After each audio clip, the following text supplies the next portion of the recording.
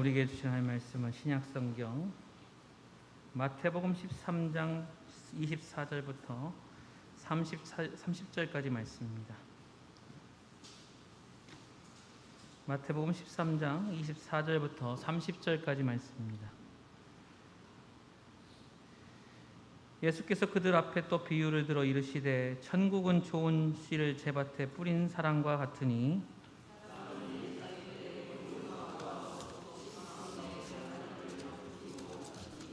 싹이 나고 결실할 때 가라지도 보이거늘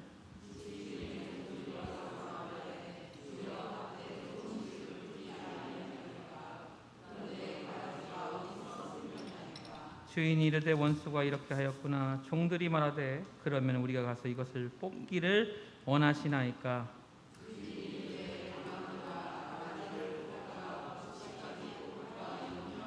함께 봉독합니다. 둘 다 추수 때까지 함께 자라게 두라.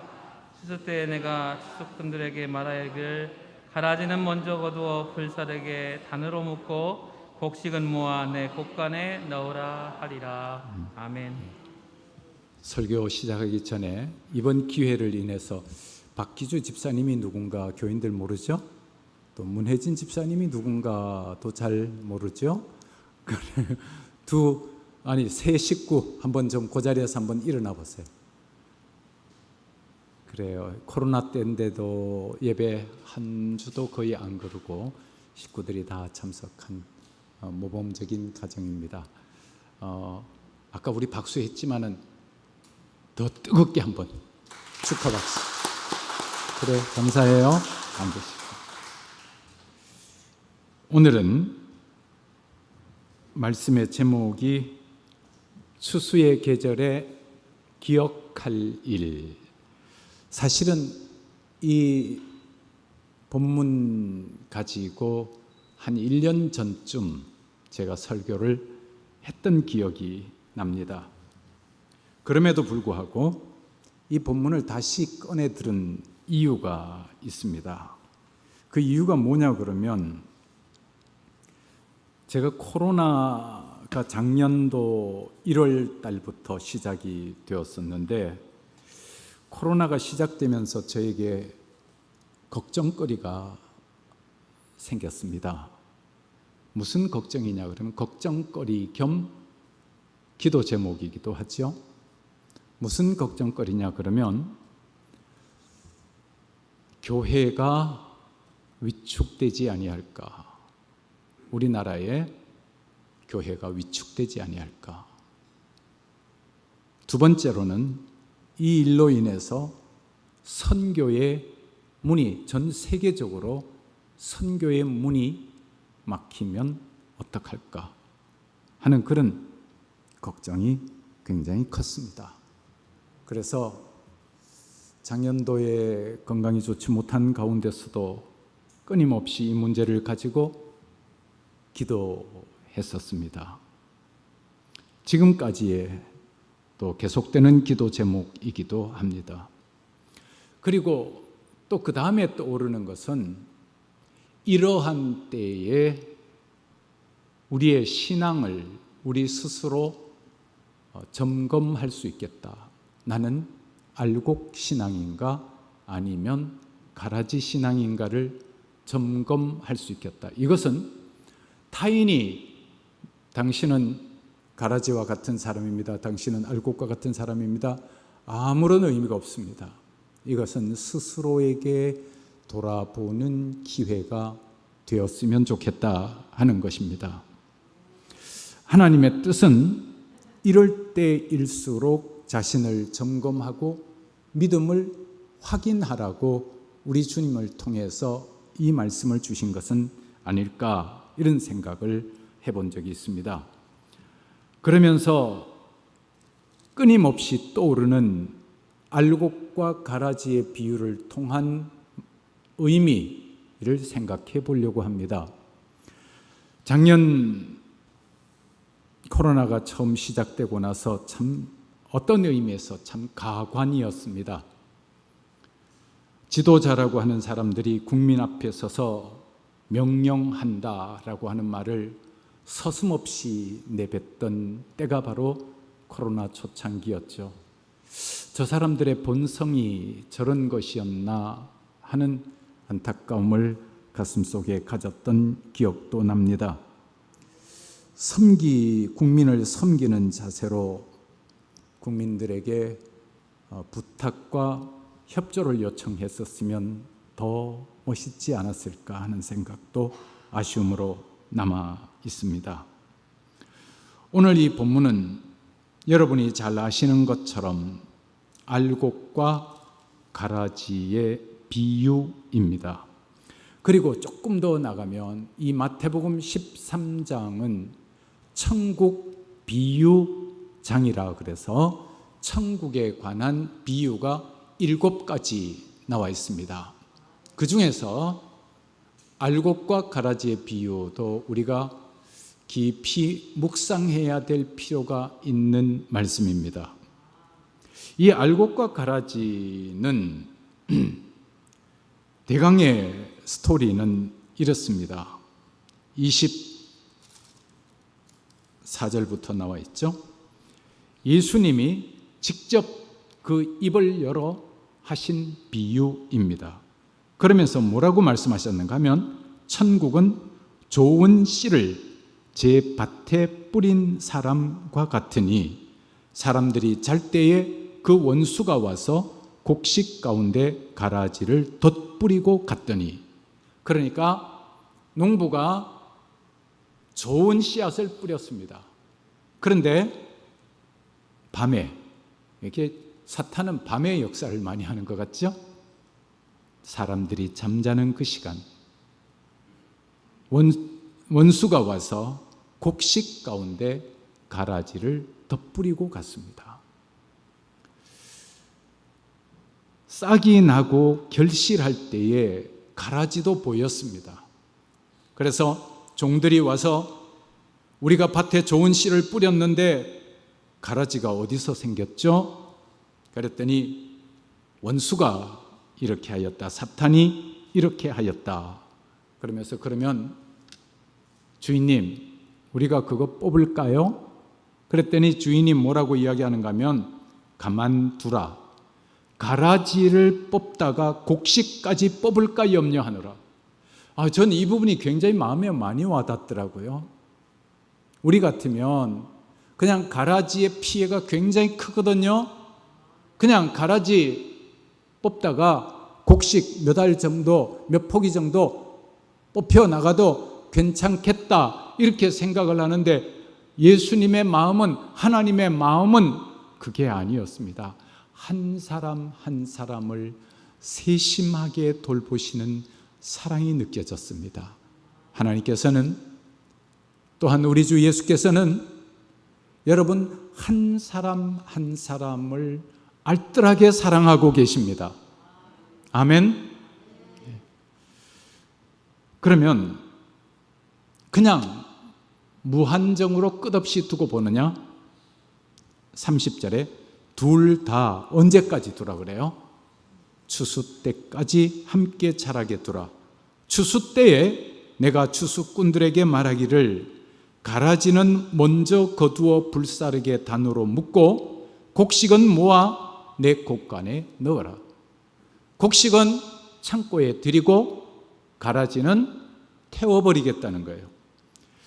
36절 이하에 보면 예수님이 직접 이 비유에 대한 설명을 하십니다.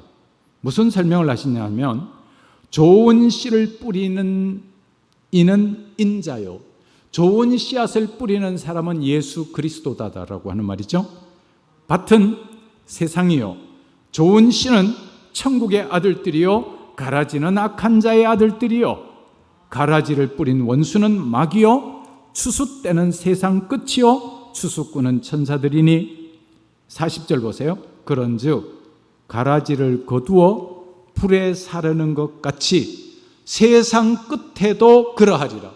세상 끝에 분명히 심판이 있다는 거예요. 심판이 분명히 있다. 어쩌면 저는 요즘 그런 생각을 가끔씩 합니다. 예전에 패스트가 돌고 역병이 돌고 그런 적이 역사적으로 상당히 많이 있었습니다. 그런데 제가 이 세상에 태어나서 지금까지 상당히 오랜 기간을 살았죠. 그런데 이런 적은 처음이었습니다. 몇 년 동안 마스크를 쓰고 산 적은 처음입니다. 그리고 델타 변이를 비롯해서 끊임없이 변이종이 나타난다는 거예요. 한편 생각에 하나님의 심판의 때가 점점 가까이 오지 않나 하는 생각을 두려운 마음으로 해보기도 합니다. 여기 보면 42절에 풀무불에 던져 넣으리니, 이 가라지를 거두어서 어디에 던져 넣냐 그러면 풀무불에 던져 넣는다. 거기서 울며 이를 갈게 되리라. 여러분, 불이 활활 타오르는 용광로 같은 데다가 집어 던져 넣었어요. 뜨겁기가 이루 말할 수 없겠죠? 근데 거기서 고통을 이기는 법은 죽으면 됩니다. 근데 여기 보니까 거기서 죽지 않고 울며 이를 간다고 그랬어요. 울며 이를 가는 건 언제 갈죠? 분하고 원통할 때 갑니다. 의인들은 어떻게 할까요? 43절에 그때의 의인들은 자기 아버지 나라에서 해와 같이 빛나리라. 귀 있는 자는 들으라. 예수님이 비유를 말씀하시고 예수님이 직접 해석하셨습니다. 자, 여기에서 제가 이제 이 알곡과 가라지의 비유는 여러분이 잘 아시니까 조금 압축해서 말씀을 드리죠. 제가 이 말씀을 묵상하면서 좀 많은 고민이 있었습니다. 어떤 고민이 있느냐 그러면 예수께서 좋은 씨를 뿌렸고 또 좋은 씨는 천국의 아들들이요, 가라지는 악한 자의 아들들이다. 이게 그러니까 이게 종자 자체가 다르잖아요. 종자 자체가 다르죠. 씨앗 자체가 달라요. 그래서 이걸 하나님이 이거 어떤 의미입니까? 좋은 씨는 천국의 아들들이요, 가라지는 악한 자의 아들들이요. 그러면 세상에도 마찬가지, 교회도 마찬가지, 하나님의 아들들이 있고 세상의 아들들이 있다 이 말이에요. 근데 그러면 종자 자체가 좋은 씨앗을 뿌렸고 가라지 씨앗을 뿌렸다? 그러면 종자 자체가 다른데 이거 어떻게 방법이 있습니까, 하나님?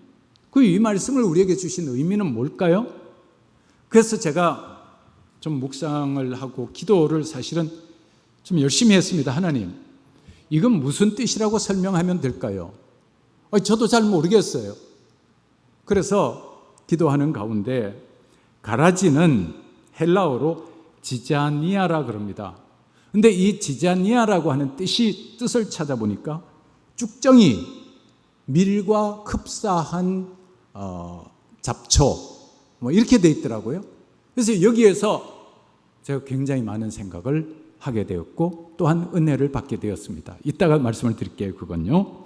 그리고 이 지자니아는 유대인들은 가라지를 거짓 밀이라고 불렀다.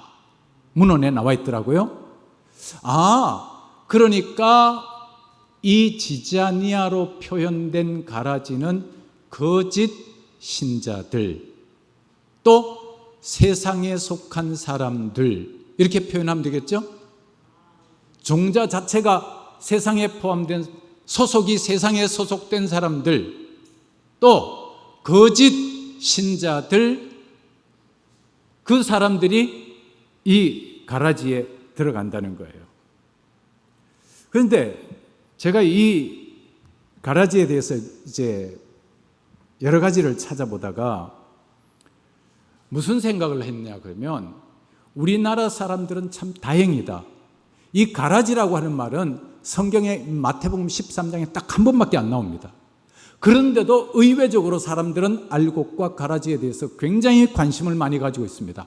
또 가라지를 많이 들어왔습니다. 그런데 가라지는 우리가 우리 주변에서 팔레스틴에 있는 가라지를 우리 주변에서 쉽게 이해하기 위한 방법이 있습니다. 그건 뭐냐 그러면 제가 전번에도 말씀을 드렸지만 벼에 논에 피어나는 피라고 하는 것 혹시 아십니까? 예, 피하고 흡사하다 이렇게 생각하면 됩니다. 저들 어렸을 때는요, 이맘때가 되면 학교에서 숙제를 냅니다. 어떤 숙제를 내는지 아세요? 논에 가서 피를 50개 이상 뽑아오라 그럽니다. 왜냐하면 지금보다 조금 빠른지 몰라요. 지금 피가 한 장 펼 때거든요. 지금 논에 가보면 벼이삭이 나와 있고 그 위에 피가 쑥쑥 자라 있습니다. 그래서 피를 뽑기가 굉장히 쉽습니다. 근데 이게 저는 이렇게 논에 들어가 본 적이 한 번도 없습니다. 그래서 피 뽑는 것도 이게 잘 못하고 하여튼 그래서 다행히 그래도 친구들이 조금 여유 있게 뽑아서 제가 모자라면 학교에 가면 친구들이 좀 주고 그랬습니다. 그래서 그 피를요, 산더미처럼 쌓아놨습니다. 근데 그 피를 가지고 뭐 할까요? 뭐 할 것 같아요? 그렇죠. 불을 붙여서 태웁니다. 근데 제 어린 생각에 아니 힘들게 숙제를 했는데 저거 다 태워버리네. 아깝더라고요. 근데 아까워해야 될까요? 안 해야 될까요? 안 해야죠. 그 피가 어마어마한 피가 거기서 다 없어져 버리는 거예요. 예, 맞습니다. 그래서 그걸 다 태워버려야 지극히 정상이에요. 근데 오늘 예수님이 이 말씀을 뭐라고 그런가 하면 얘들아 밭에 나가면 밀이라 그럴 때 밀과 가라지가 있지. 근데 내가 밀을 뿌렸는데 어느 날 밭에 나가 보니까 가라지도 같이 자라고 있어. 그러면 가라지를 우리 뽑을까요, 선생님? 아니야, 가라지 뽑다가 밀도 뽑혀.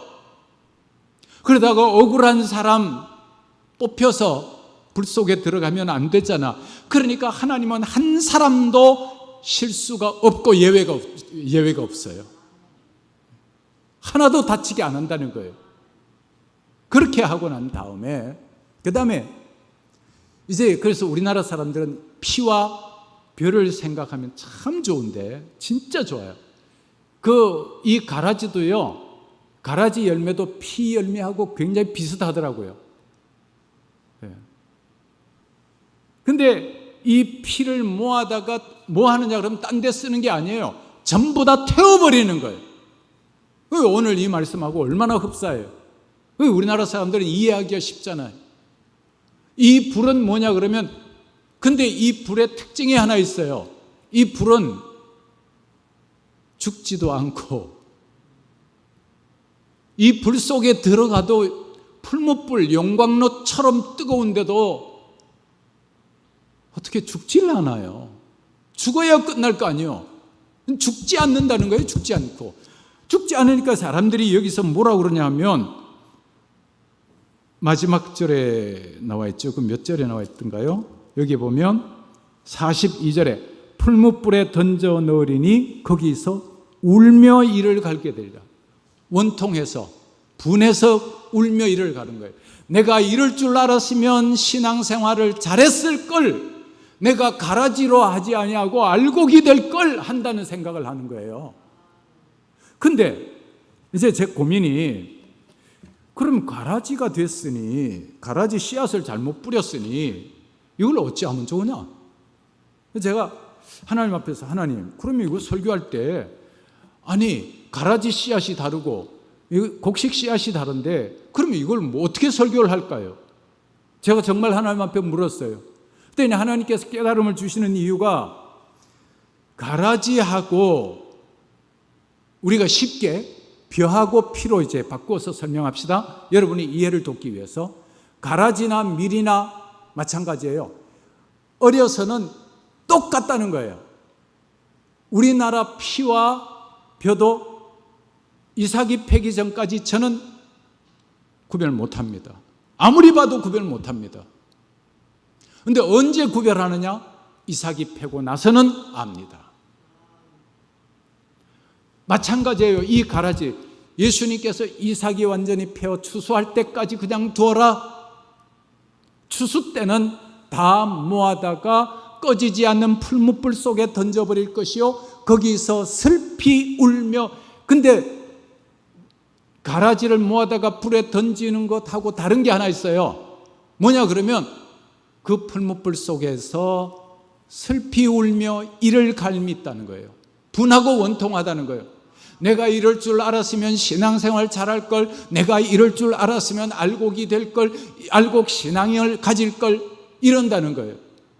그러면 이 추수의 계절에 모두가 다 열매를 맺는데 또 한 가지가 있잖아요. 나는 알곡인가 가라지인가, 이거를 구별하는 방법이 오늘 성경에 나와 있더라고요. 성경요 몇 절에 있냐 그러면 21절 말씀을 한번 보세요. 아닌데? 이건 가시떨기에 뿌려진 41절 보세요. 40절부터 볼게요. 그런즉 가라지를 거두어 불에 사르는 것 같이 세상 끝에도 그러하리라. 41절 봅니다. 인자가 그 천사들을 보내리니 그들이 그 나라에서, 그 다음에 모든 넘어지게 하는 것과 또 불법을 행하는 자들을 거두어내어. 그럼 여기에 가라지에 속한 사람이 어떤 사람인지 나와 있죠? 첫째로는 어떤 사람? 넘어지게 하는 사람. 여러분, 예수님께서도 다른 곳에 그런 말씀하셨어요. 소자 하나를 넘어지게 하면 연자 맷돌을 메고 바다에 빠지는 것이 낫다. 여러분들이 신앙생활 하면서 여러분의 말 한마디로 믿음을 빼앗아 버릴 수 있다는 사실이에요. 넘어지게 할 수가 있다는 사실이에요. 순에서 순모임을 통해서 말 한마디 잘못한 게 사람을 넘어지게 할 수 있다는 거예요. 근데 여러분 때문에 믿음을 가지는 사람이 나타나는 것이 아니라, 어떤 사람은요, 이렇게 우리 교회에 지나간 흘러간 과거를 회상해 보면 그런 사람이 있어요. 한 사람이 들어왔어요. 한 사람이 들어왔다가 한 세 사람, 네 사람 끌고 나갔어요. 아, 그런 사람이 가라지구나. 믿음을 없애버리게 만들어버리는 거예요. 믿음의 손해를 보게 만들어버리는 거예요. 넘어지게 하는 사람. 그러니까 이 말씀을 보면, 아, 내가 종자가 가라지에 소속된 종자인가 아닌가 어느 정도 셀프 애널리시스가 가능하죠. 넘어지게 하는 사람은 가라지에 속한 사람이구나. 또 두 번째, 불법을 행하는 자들을 거두어내어 풀무불에 던져 넣으리니. 불법을 행하는 사람. 제가 유튜브를 보니까 흥미있는 내용들이 많더라고요. 주일 꼭 지켜야 합니까? 주일 지킬 필요가 없습니다. 그 다음에 11조가 굉장히 많아요. 11조 안 해도 됩니다. 11조를 꼭 해야 하나요? 그 다음에 또 교회에 가서 대면 예배를 드려야 하나요? 하는 이런 유튜브들이 쫙 올라와 있어요. 근데 제가 점검을 한번 해봤어요. 성경적이지도 않고 엉터리입니다. 그러면서 제가 섬찟한 거예요. 교인들이 이거를 들으면 어떤 반응을 보일까? 듣기에 굉장히 달콤하잖아요. 11조도 낼 필요가 없고 헌금도 할 필요도 없고 교회에 갈 필요도 없고. 그럼 그대로 한번 해보시면 어떻게 될까요? 믿음 다 없어지는 거지요. 그런 사람들이 불법을 행하는 자들, 이런 범위에 들어가지 않을까요? 그냥 두기는 두지만 마지막 때는 반드시 심판한다. 하나님의 몸된 교회를 든든히 세워나가는 것이 아니라 교회를 헐어버리는 사람, 믿음을, 귀한 믿음을 헐어버리게 만드는 사람, 넘어지게 만드는 사람, 하나님의 말씀을 왜곡시키는 사람, 불법을 행하는 사람, 제가 이제 오늘 완전히 다 돌아온 것 같죠? 안 그래요? 제가 설교하면서도 오늘 1부 때만 해도 힘이 안 났는데 오늘 3부에 왜 이렇게 힘이 나나요? 건강해진 것 같아. 아멘. 네. 불법을 행하는 자들을 거두어내어 풀무불 속에 던져 넣어라. 그러면 자, 좋습니다. 이렇게 가라지가 뿌린 씨앗이라고 하면 뭐냐 그러면 세상에 속한 사람이에요. 그럼 세상에 속한 사람은 또 다른 말로 말하면 뭐라고 표현할 수 있는가 하면 아직 거듭나기 전의 사람이에요. 그러면 이 사람은, 이 가라지에 속한 사람은 교회에 나와서 하나님의 말씀을 들으면서 어떤 역사가 일어나야 될까요? 거듭 태어나는 역사가 일어나야 됩니다. 할렐루야. 가라지에 소속된 거는 아무리 자라도 가라지요. 그럼 그건 어떻게 해야 되느냐? 새로 태어나야 된다는 거예요. 말씀과 성령으로 예수 그리스도의 보혈로 새로 태어나면, 그러면 그 사람은 알곡으로 변화될 수 있는 거예요. 예수님이 이 비유를 말씀하신 건, 야, 너희들 잘못하면 너희들이 가라지가 될 수 있어. 그러니까 너희들 자신이 가라지인지 알곡인지 점검해 보아라 라고 하는 의도가 있거든요. 그 다음에 그래서 이 말씀, 가라지는 넘어지게 하는 자들과 이상하게 하나님의 말씀을 왜곡시켜서 불법을 행하는 자들, 하나님의 말씀을 그냥 고의적으로 어기는 사람들, 이런 사람들이 가라지에 소속된 사람들이구나. 그럼 이런 사람들은 어떻게 해야 되느냐? born again 해야 된다.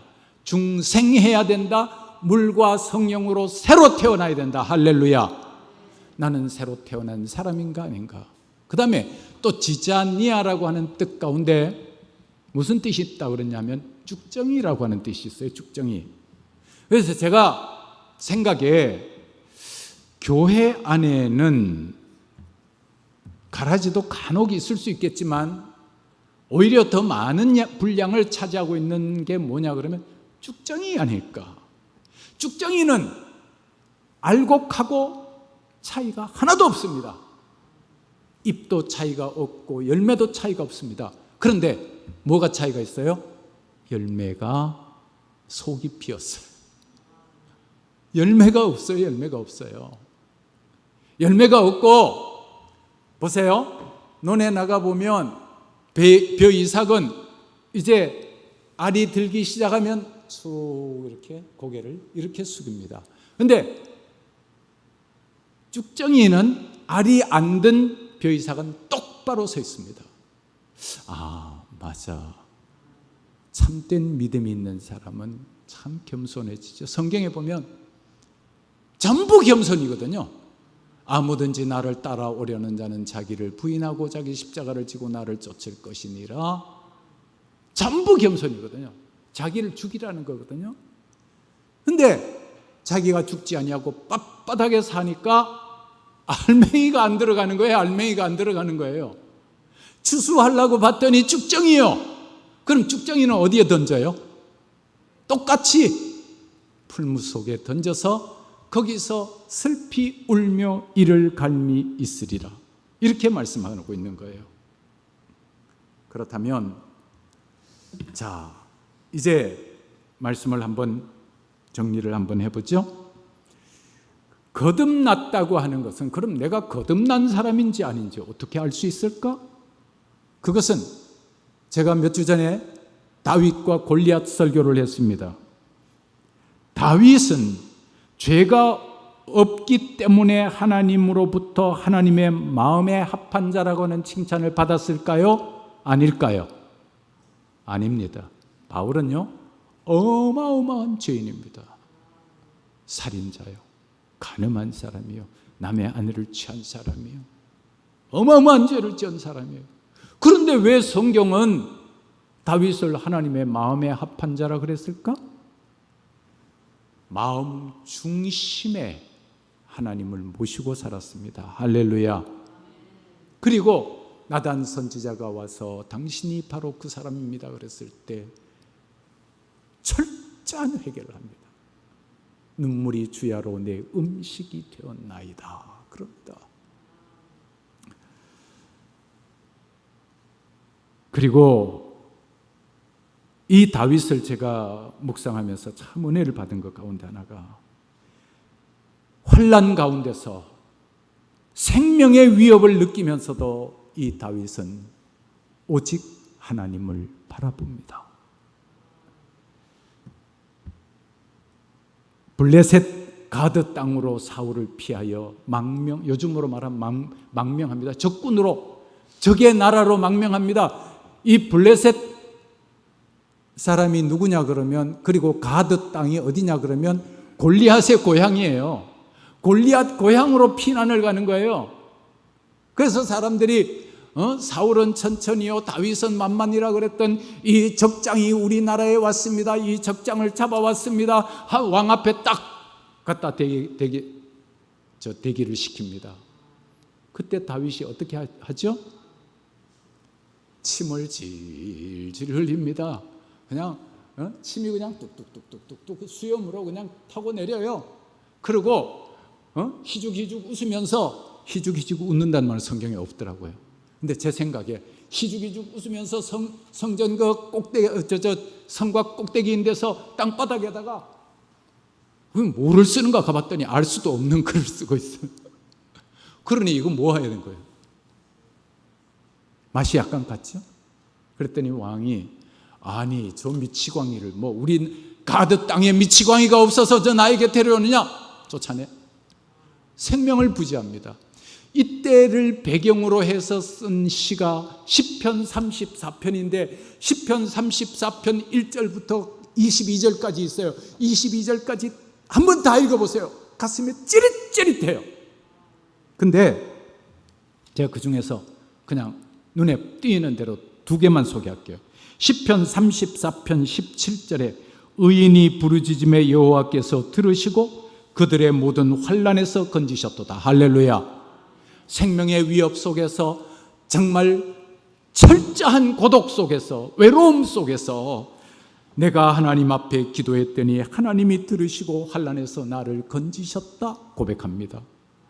그 다음에 시편 34편 마지막 절 22절, 여호와께서 그의 종들의 영혼을 속량하시나니, 여호와께서 그의 종들의 영혼을 구원하시나니 그에게 피하는 자는 다 벌을 받지 아니하리로다. 하나님께 피하는 사람은, 하나님을 믿고 하나님께로 가는 사람은 다 벌을 받지 않는다. 할렐루야, 할렐루야. 이게 다윗의 믿음이었습니다.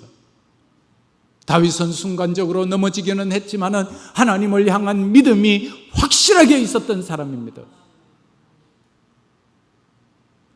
코로나로 인하여 교회에 안 나오는 시간이 1년이 지나가고 2년이 다 돼갑니다. 여러분들 속에 믿음이 있는지 없는지 확인하시기 바랍니다. 이 코로나라고 하는 환난을 통해서 여러분의 믿음이 다 없어져 버렸다면 쭉정이 같은 신자가 되어버릴런지 모릅니다. 가라지 같은 신자가 되어버릴런지 모릅니다.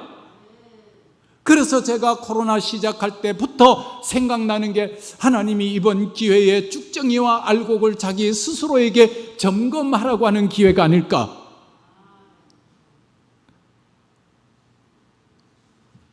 쭉정이는 또한 생명이 없습니다. 코로나 사태로 모양은 외형은 다 똑같아요. 그런데 속에 가장 중요한 알맹이가 없어요. 알맹이가, 열매가 없어요. 열매가. 여러분은 또 이제 이 가을의 문턱, 지난 여름이 몹시 더웠습니다. 힘들었습니다. 몹시 무더웠습니다. 지구 온난화로 인해서 그냥 딴 때보다 몹시 덥더라고요. 이 무더운 여름을 지나면서 이제 추수의 계절이 왔습니다. 여러분은 어떤 열매를 맺었어요?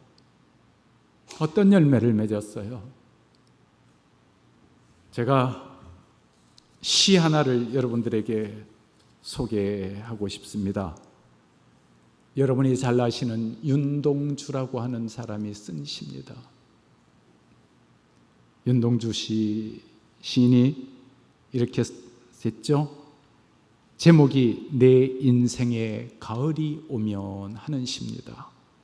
내 인생의 가을이 오면 나는 나에게 물어볼 이야기들이 있습니다. 내 인생의 가을이 오면 나는 나에게 사람들을 사랑했느냐고 물을 겁니다. 그때 가벼운 마음으로 말할 수 있도록 나는 지금 많은 사람들을 사랑하겠습니다. 내 인생의 가을이 오면 나는 나에게 열심히 살았느냐고 물을 것입니다. 제가 이거 사랑 이야기하니까 한마디 하고 좀 지나가도 좋을 것 같아요. 지금부터 일주일 전입니다. 일주일 전에 이런 이야기 해도 좀 어떨까 조심스럽긴 합니다만 집사람하고 저하고 이제 산에를 올라갔습니다.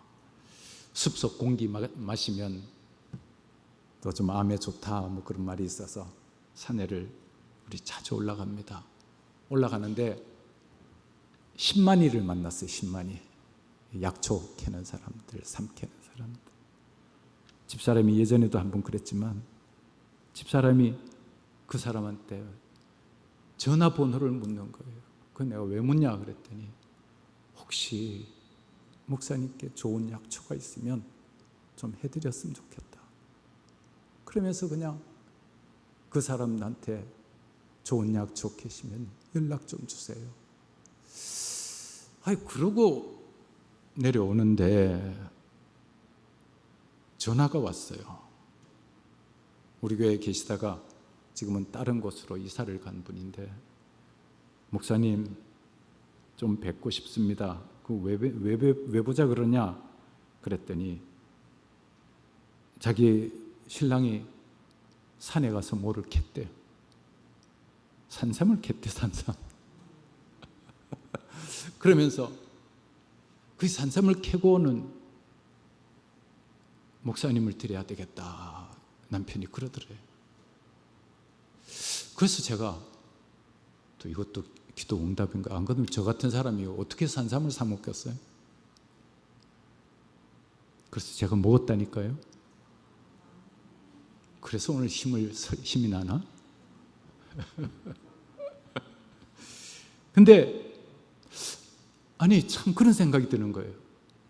불과 몇 시간 전에 그렇게 그냥 이야기했는데 하나님이 그것도 들으셨는가? 그런 생각이 드는 거예요. 조건은 아무 대가 없습니다. 목사님 유튜브 보고 예배 드리고 있습니다 그러더라고요. 이 사랑 이야기 하다가 근데 제가 사실은 가만히 생각하니까 사랑을 너무 많이 받았어요. 우리 교인들에게 사랑을 너무 많이 받았고 우리 장로님들, 우리 집사님들, 우리 권사님들 저 위해서 얼마나 기도했고 저 위해서 얼마나 사랑했어요. 얼마나 사랑했어요. 목사가 너무 사랑을 많이 받았구나. 그래서 저도 그런 생각해요. 하나님, 나도 하나님 앞에 설 때 나도 사랑했었습니다 하고 말할 수 있도록 그렇게 살았으면 좋겠다. 제 마음하고 똑같더라고요. 또 내 인생의 가을이 오면 나는 나에게 열심히 살았느냐고 물을 것입니다. 이것도 참 중요해요. 그때 자신에게 말할 수 있도록 나는 지금 맞이하고 있는 하루하루를 최선을 다하여 살겠습니다. 멋있죠? 내 인생의 가을이 오면 나는 나에게 사람들에게 상처를 준 일이 없었느냐고 물을 겁니다. 그때 자신 있게 말할 수 있도록 사람들에게 상처 주는 말과 행동을 말아야 되겠습니다. 행복한 교회 교우 여러분, 말 한마디 해도 상처 주는 말, 아픈 말 하지 말고요. 열매 맺는 거예요. 아름다운 열매 맺는 거예요. 이제 얼마 안 남았어요. 내 인생의 가을이 오면 나는 나에게 삶이 아름다웠느냐고 물을 겁니다. 그때 기쁘게 대답할 수 있도록 내 삶의 날들을 기쁨으로 아름답게 갖고 가야 되겠습니다. 내 인생의 가을이 오면 나는 나에게 어떤 열매를 얼마만큼 맺었느냐고 물을 겁니다. 이 부분이 찡하더라고요. 그때 나는 자랑스럽게 대답하기 위해 지금 나는 내 마음밭에 좋은 생각의 씨를 뿌려 좋은 말과 좋은 행동의 열매를 부지런히 키워야 하겠습니다. 제가 오늘 이 설교를 준비하려고 책상에 앉아서 이렇게 보니까 제가 쓰고 있는 볼펜, 제가 쓰고 있는 모든 것들 가만 보니까 전부 다 사랑이 있는 물건들이라고요. 그래서 그냥 그거 보면서 제가 울었어요. 사실은 하나님, 저 이렇게 보잘것없는 사람이 이렇게 사랑받았으니 나는 어떻게 해요? 내가 사랑 다 베풀 자신도 없고. 그때 하나님께서 그래, 네가 진심으로 그들을 사랑하지 않니? 진심으로 그들을 위하여 기도하지 않니? 이게 너의 열매가 아니겠냐? 사랑하는 여러분, 여러분들 속에 사랑의 열매, 가장 귀한 사랑의 열매, 여러분들에게 이루 말할 수 없는 아름다운 풍성한 열매들을 주렁주렁 맺으시길 바랍니다. 기도합시다. 하나님 아버지, 알곡과 가라지 말씀을 전했습니다. 나는 어떤 열매를, 이 추수의 계절에 나는 어떤 열매를 맺는지 돌아봅니다. 혹시 나는 사람들을 넘어지게 하지는 않았는가? 또한 사람들에게 성경과는 다른 나쁜 영향력을 끼치지 않았는가? 아버지 하나님, 내 인생의 가을이 오면 사랑의 열매를, 그리고 사람들을 세워주는 열매를, 그리고 행복했던 열매를, 그리고 풍성한 열매를 맺기 위해 오늘도 내일도 열심히 살아가는 우리 모든 성도들이 되게 하여 주시옵소서. 주 예수 그리스도의 이름으로 기도드리옵나이다. 다 같이 자리에서 일어나셔서 찬송가 587장